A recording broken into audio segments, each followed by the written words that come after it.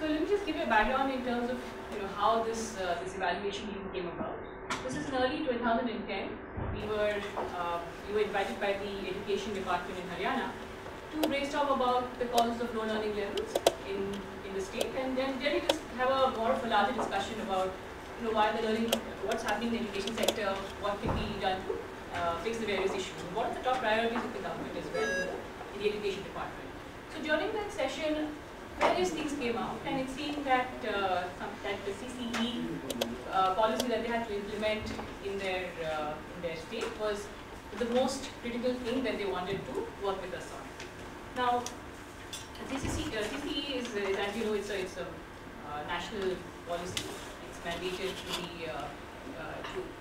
fantastic. So it's mandated to be carried out in all over to all schools in India. What Haryana was doing was they were trying to incorporate CCP in their primary grades, and that's why they were struggling to figure out how to make it successful, and how will they scale it up. I think that's the context in which we came into the discussion. So I'm going to go ahead. So when we started discussing how to, again, what CCE entails, how is it going to be incorporated into standards 1 through 5, the idea was to evaluate it rigorously to see what impact it has and what recommendations we can give to the government in terms of what they can do with CCE. So the first step was to look at to do a baseline in terms of what the learning levels of students were. We chose 2 districts. We'll come to why we chose these 2 districts, but we chose 2 districts in Haryana and in Kurukshetra and Mahendragarh. And as you can see, we found that the learning levels were very low. So the tool that was used to carry this assessment was the ASER tool. As you can see, the kids in standard 2 to read and 2 level text in both districts is quite low. Kurukshetra performed worse than Mahendragarh. So they started a discussion with the government to say that it's great, CCE, you can implement CCE, but how can you even begin implementing a policy that essentially looks at improving learning levels, and if the learning levels are already so low? So when we were talking to the government, there was a lot of discussion back and forth in terms of how do we increase learning levels of children. So there's a lot of evidence from past research in Japan that talks about how to improve, what are the various ways to improve learning levels. Lots of things you can do. There are a lot of input-based things, for example, giving free books, uniforms, improving school buildings, introducing more teachers.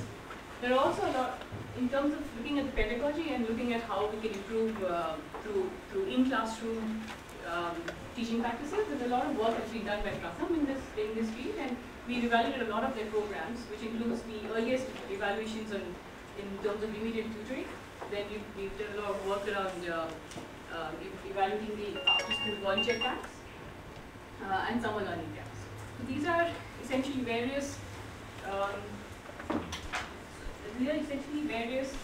programs that comprise looking at, call it teaching at the right level, but essentially the whole focus is on the pedagogy of how do we increase learning levels for children we teach them by learning of their ability levels. So instead of concentrating on inputs or classroom-based, instead of looking at inputs, we are looking at classroom-based activities.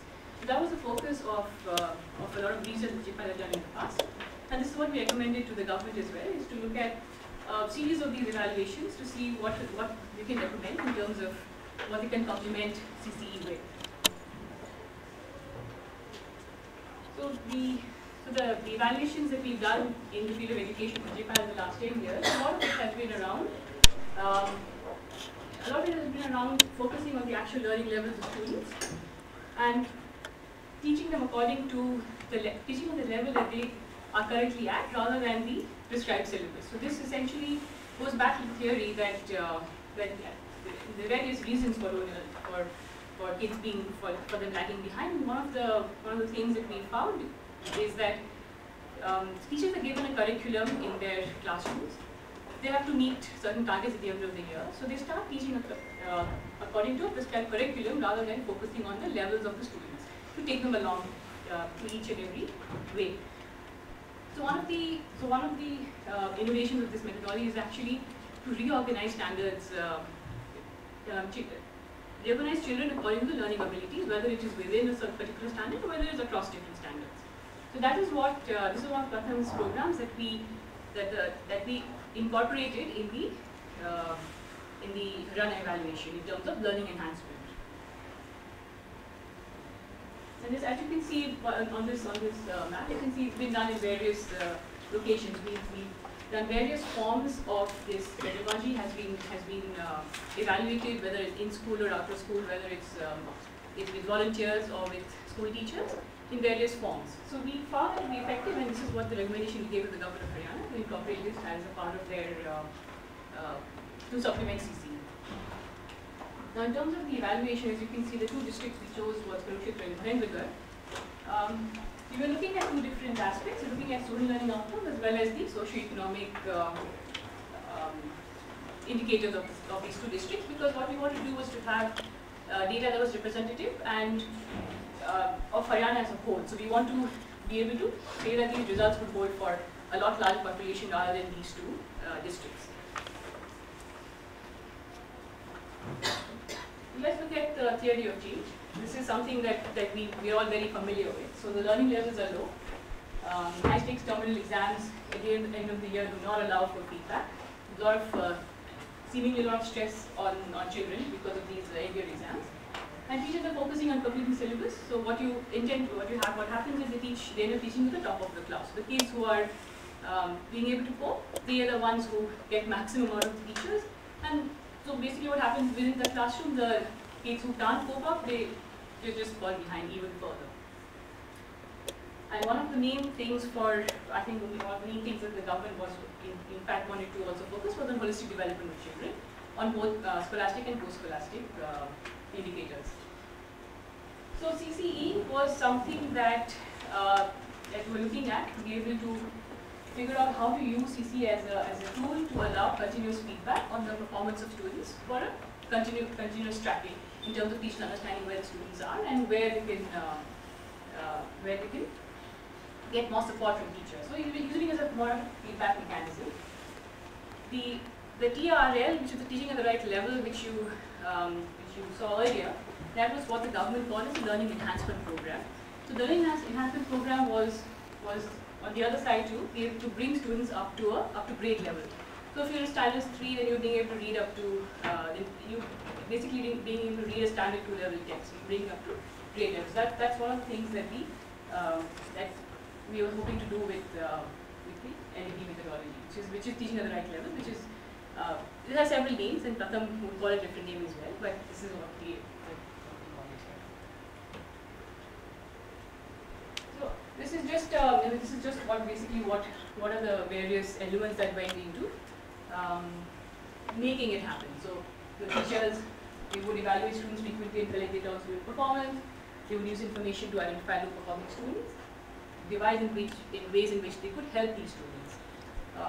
One of the quickest things we wanted to do was to look at the levels of learning of students to be able to reorganize them into different groups, learning groups, and that was one of the tools that we used, the assessment tool, to do that. And then based on their learning abilities, they were classified in different groups and then taught according to their ability for 2 hours a day.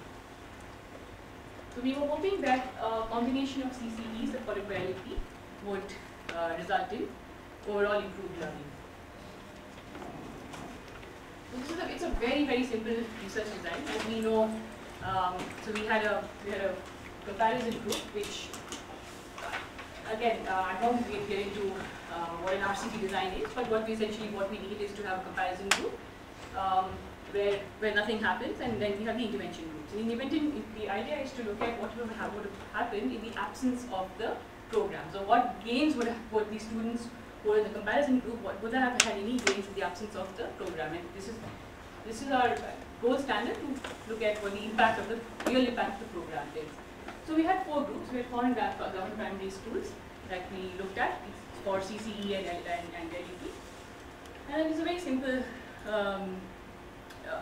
division, as you can see, in terms of how many schools are going into how many schools got CCE, how many schools got LEP.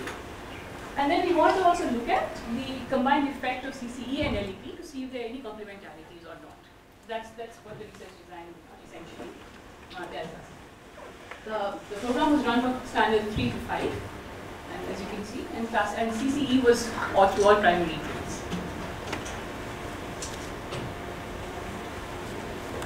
As you can see now, the intervention was carried out over one academic year. It took us about one academic year to set it up, and in the second academic year we actually evaluated the program. So though it was a 2-year program, it really only ran for 1 year, and the impact results you see is only for 1 year. Based on the evaluation that we've done of Pratham's programs, we've invited Pratham to be a partner in leading the intervention on Learning Enhancement Programme. That's the LEP pedagogy that they were implementing, and they basically trained the government school teachers to implement this program in the schools. And then there was a lot of monitoring and mentoring support provided by Pratham as well. Did they supervise the implementation, or did they provide training? They provided training, and then they gave support during the rollout. So I'll come to that when we talk about some of the factors which we think helped in the successful the implementation of the program. Then we also had school level field monitors. They were called the Assistant Block Resource Coordinator. That's a government functionary. They are within the education system. There's one ABRC to a cluster of 15 schools. So they already have a mandate to provide mentoring support to teachers. So we just use them to do mentoring and monitoring of the teachers who are implementing this program. One very key component of the intervention was the practice classes that we ran for the ABRCs, because this sort of helped, and all of these things, practice classes and training, was given by Pratham.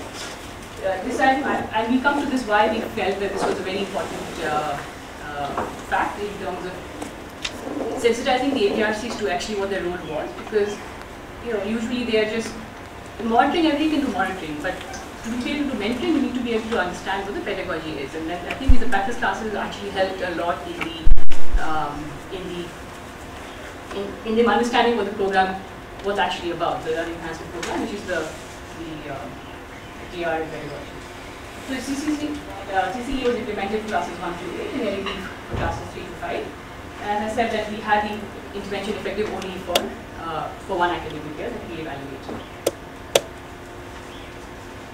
One of the things that I want to mention before I talk about the results is that we, other than just doing a baseline and an end line across all the 4 different treatment areas and a comparison group, we also did process monitoring. Process monitoring was essentially look at how well the program was implemented, how well it ran on the ground.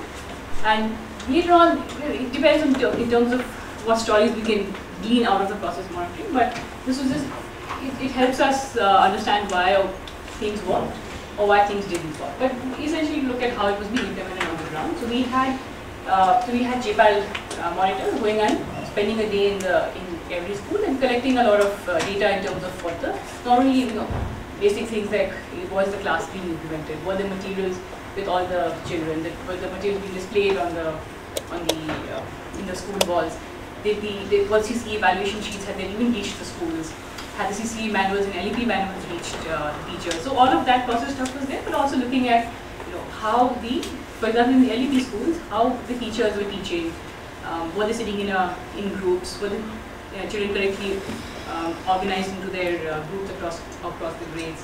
So all of that they spent half a day in every single school to pick what was going on. With what periodicity? So we actually ended up doing one academic year. The same school might have been visited twice, but not more. I don't think we did more. Some schools, maybe a small subsection might have had 3 visits. So across all the schools, we at least went twice to one school. And then we also had data from what Pratham was collecting as well as what the ABRC was collecting. So their visits were a lot more regular because that was part of their program. So let's talk a little bit about the results. So in terms of process indicators, how well was the program implemented? See, there's no need to go into all these numbers. I think just see what this tells us between looking at how CCE was implemented versus how LP was implemented there's a lot more there's a lot tighter implementation of LEP, which is TRL. Say, like I said, we use it interchangeably, but the government calls it LEP. So there's a lot more tighter implementation of TRL in terms of more teacher. I guess when the training was something that happened uniformly across, but in terms of more teachers having the manuals with them, they're actually conducting sessions the way they're supposed to, children are grouped correctly.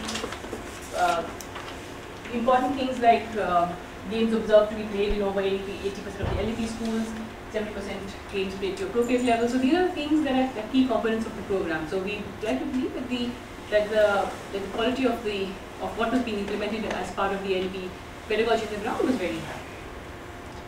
One of the, again, as you can see, half the teachers did not have the CCE manual. 35% schools did not maintain student evaluation sheets.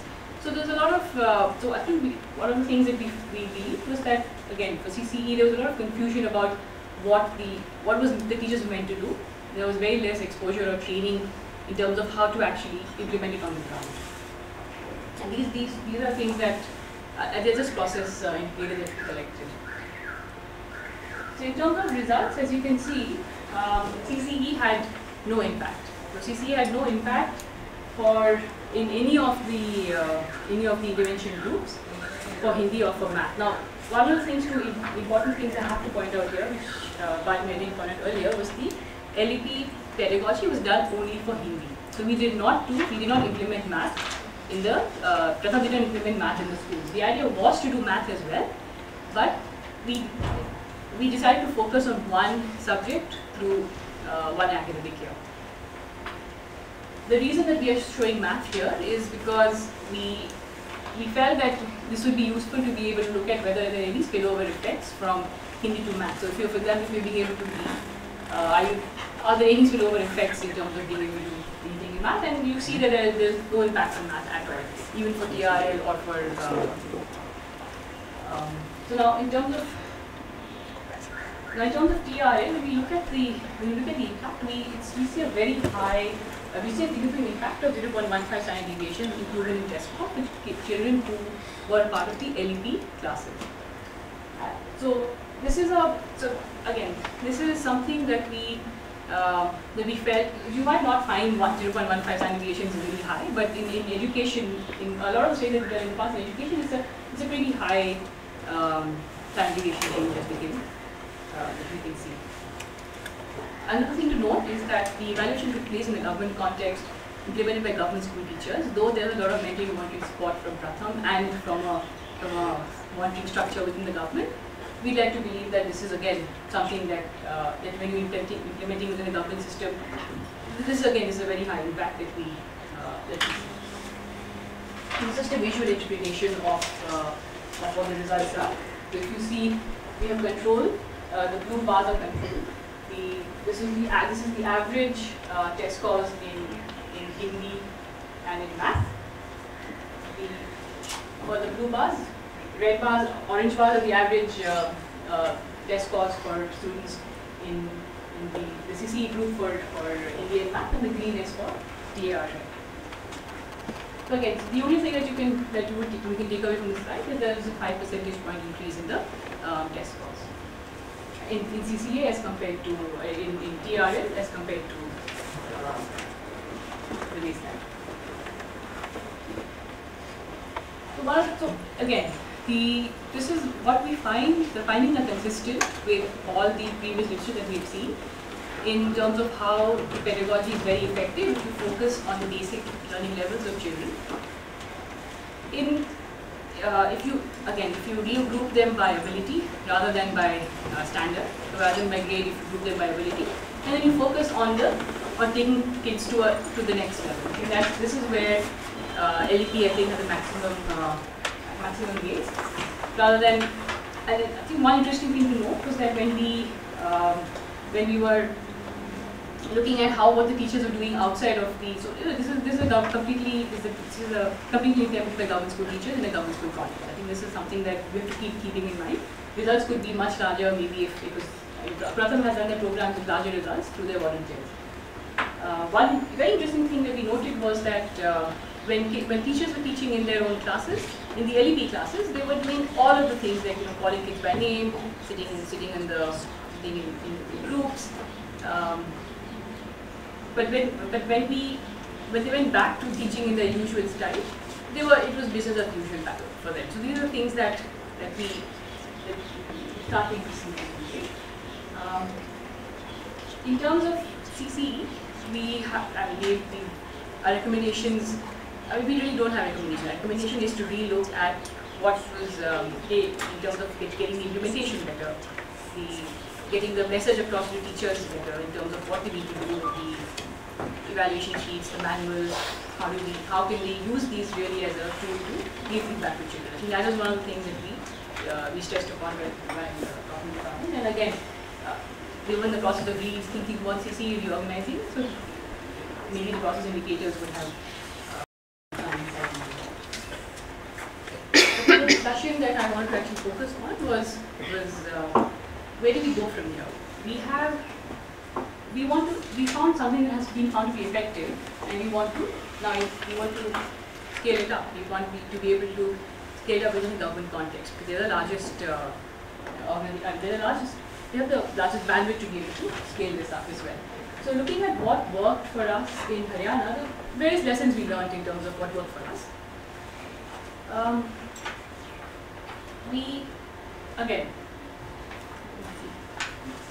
So I think in terms of what worked for us, we had a committed government in terms of wanting to do something with, they wanted to do something. They wanted to improve learning levels. They were ready to do an evaluation, and were fairly responsive to understanding what the results of the study were. I think the most important things that we found is actually on the right side. If you look at our stakeholders, we had a very highly motivated partner in Pratham. They played a key role in training the AVRCs, in making sure the practice classes happened, in making sure that the teachers were properly trained, and they also had a group of people who were mentoring and providing support to teachers while the implementation was in session. AVRCs again was a very key cadre.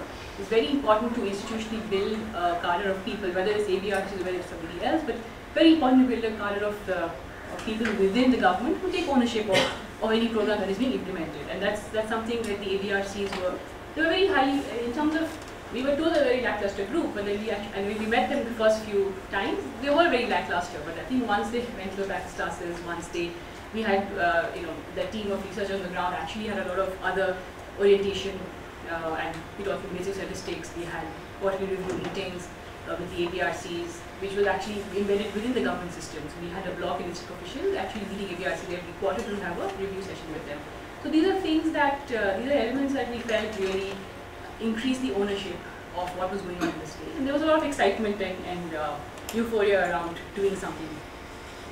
Now, we come to exactly what happened afterwards, but I think the important thing is that there's sensitization at different levels within the government, at least during the study.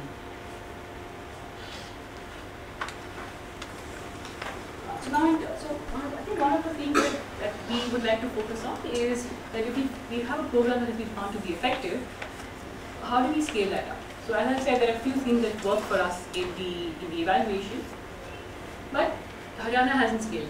Haryana didn't bite the bait. There has been no scale up. We had a lot of discussions with the government, and President Secretary hadn't changed by then. There's been a change of leadership now, but at that point everybody was still in place. Though we had about 4 SPBs in the span of 2 years that we worked with them. But at least the Principal Secretary Education was the same. But there was no outcome. There's no real outcome. There's no taking this forward. So not sure, and this is something that we're not sure why it didn't happen. Again, the AVRC cadre was abolished. So we found the AVRCs to be a very effective cadre of people who were actually taking ownership of what was going on the ground, but then they decided to abolish the cadre. So there were various things why it didn't happen in Haryana. So this program, since it's the Pratham program, Pratham themselves have scaled it up in several other states. They're in conversation with the other states to scale it up. We have partnered with them in doing a policy pilot, as we call it, which is not an evaluation, but a policy pilot in a state in Gujarat, across 2 districts. We can talk a little bit about that, but I think the important thing to to look at here is how do we take the next step? So how do we go from using the evidence base to scaling it up? So we've done a policy pilot. Pratham has done district level district-wide pilots and state-wide scale-ups as well. So in Gujarat, for example, we did a policy pilot with Pratham where a lot of the key elements were retained. Some things didn't happen. For example, practice classes of ABRC did not happen. So again, looking at how to use the evidence and how you, what components of that you can take to, which is important in informing your scale-up. I think these are the questions in all our minds. So I'm going to end with these questions that all of us have, and this is something I'm hoping that can be discussed with the panelists as well. And how do we take something that has been found to be effective? How do we scale it up? How do we embed such things in such innovative programs within the government context so that it doesn't remain a mission mode? It's not a flash in the pan. It actually gets institutionalized. And do we want to even think about it in this direction? So that's my